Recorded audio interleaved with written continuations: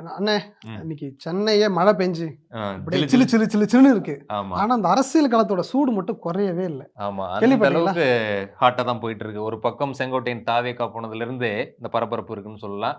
இத்தன வருஷம் வந்து ஓபிஎஸ் அவர்களும் எவ்வளவோ அப்பாயின்ட்மென்ட்லாம் ட்ரை பண்ணாரு.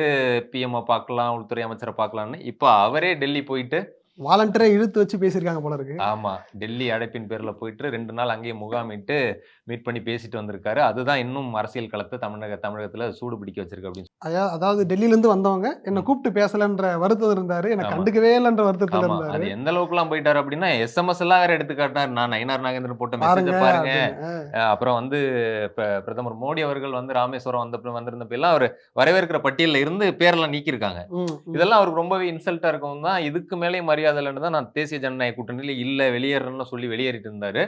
அப்புறம் ஏதாவது அதிரடியா பண்ணுவாருன்னு பார்த்து ஓபிஎஸ் ஆதரவாளர்களே, என்னடா அது ஒரு அதிரடியும் இல்லையே அப்படின்னு நினைக்கிற நேரத்துல ம். மறுபடியும் ஒரு பரபரப்பு ஆமா. இப்ப ஏறி இருக்குன்னு